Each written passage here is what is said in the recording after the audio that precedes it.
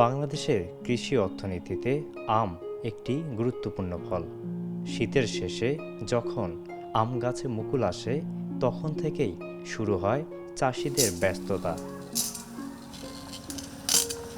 আমের মুকুল খুবই সংবেদনশীল। এই সময় পোকামাকড় ও বিভিন্ন রোগ যেমন পাউডারি মিলডিউ, অ্যানথ্রাকনোজ ইত্যাদি আক্রমণ করে। স্প্রে করার মাধ্যমে মুকুলকে রোগ ও পোকা থেকে রক্ষা করা যায়। মুকুল ঝরে পড়া কমে, সুস্থভাবে ফল ধরার সম্ভাবনা বাড়ে।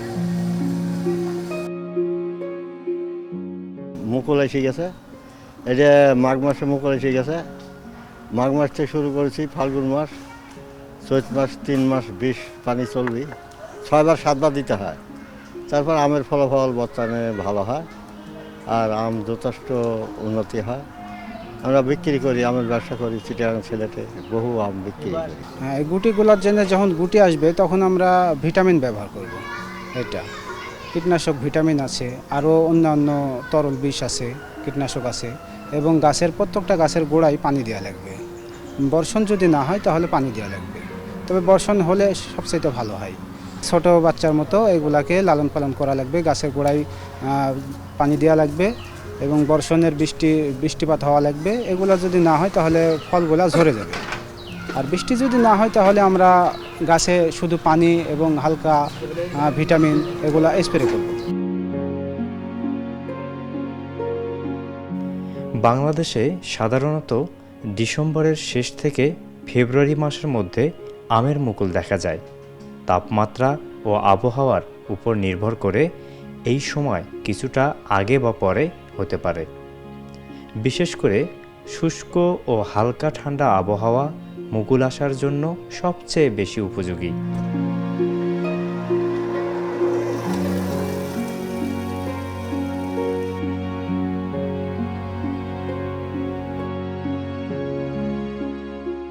দেশের অন্যতম আমের জেলা রাজশাহীতে শুরু হয়েছে বহুল প্রতীক্ষিত আম পাড়া।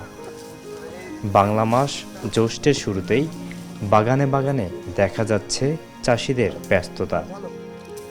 সকাল থেকে সন্ধ্যা পর্যন্ত গাছে গাছে পাকা আম সংগ্রহ করছেন শ্রমিক ও বাগান মালিকরা। সংগ্রহ করা আম ঝুড়ি ও ক্যারেটে করে স্থানীয় হাট বাজারে নিয়ে যাওয়ার প্রস্তুতি চলছে।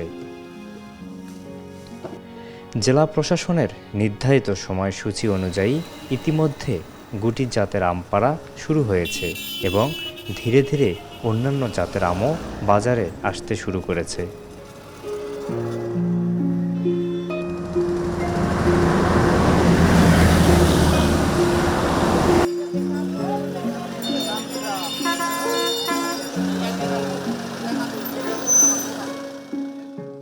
চাষিরা জানান, এবছর আবহাওয়া অনুকূল থাকায় ফলন ভালো হয়েছে, তাই শুরু থেকেই বাজারে আম সরবরাহ বাড়ায় আশা করছেন তারা।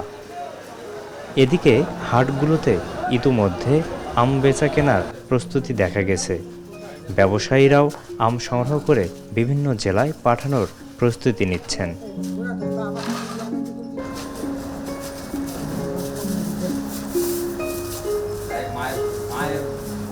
মৌসুমের শুরুতেই দেশের বিভিন্ন অঞ্চলে থেকে পাইকাররা ভিড় জমাচ্ছেন এই হাটে। প্রতিদিন ভোর থেকেই আম বোঝাই ট্রাক ও ভ্যানের সারি দেখা যাচ্ছে বাজার জুড়ে। আমরা অ্যাকচুয়ালি শুরু থেকে একেবারে আপনার 6 ধাপে খরচ হয়, কিন্তু আমাদের নামান আঁকবেন তো আপনার একটা আমি 6বার স্প্রে করতে 6বার স্প্রে করে আমরা পড়ে বাজারে মার্কেটে বেচতে আসি। খরচ তো বললাম না যে মনে যে 1500 টাকা খরচ, একটা আমি মনে খরচ আপনার 800 টাকা। অ্যাকচুয়ালি এই আমাদের 1500 বেশি তো আমার 800 টাকা মনে খরচ আছে, মানে স্প্রে থেকে পাতা স্প্রে থেকে শেষ পর্যন্ত 20-30-60 দিয়ে পাটাল ব্যাপক ব্যবহার। বাজারে আসে ভাই আমরা কিন্তু সেরকম দ্রব্যমূল্য দাম পাচ্ছি না, এতে এর মধ্যে আবার 48 কেজিতে ডলনে মন নিচ্ছে স্যার। এই কারণে আমার অনেক লসে আছে ভাই। আমরা বহু লস আছে, এই কোনো নিয়ম কারণ নাই ভাই এটি। আর তারপরে বাকি চেয়ে সেই অনেক আমার মানে আমরা পড়ে গেছে ভাই, বুঝলেননি? এখন এই আমটা তৈরি করতে আমাদের অনেক ব্যয়বহুল, যেমন পাইট আছে, গাড়ি আছে, বিষ আছে, সার আছে, এগুলো দিয়ে তাও আমরা লসে আছি ভাই। আমরা আম বাজারে হলো কিনা বেচা করি 48 মন। যদি আম খারাপ বাড়ায় তাহলে 1 কেজি হাফ কেজি বাদ দিয়ে ওটা হলো ঢাইলিলি, আর নাহলে বাছাই করে নিলে 48 মন নিয়ে এতে কোনো বাচ্চা চলে না। না, এটা হলো নিয়ম হয়েছে আমার এখানে, সবাই বসে এটি নিয়ম করছে 48 মন।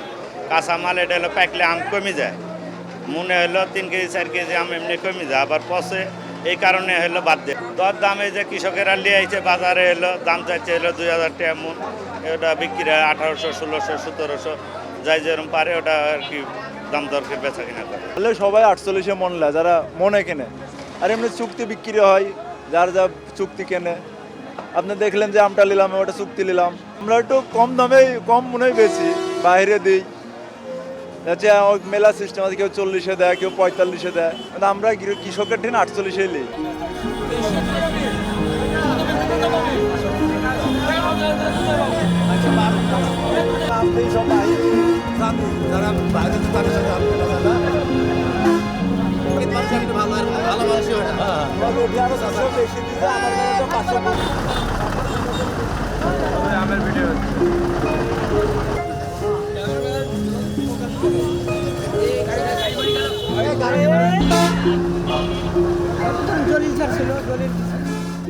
বানেশ্বর বাজার থেকে ঢাকা, চট্টগ্রাম সহ দেশের বিভিন্ন জেলায় আম সরবরাহ করা হচ্ছে। পাইকারি ব্যবসায়ীরা সরাসরি বাগান থেকে আম কিনে বাজারে এনে বিক্রি করছেন।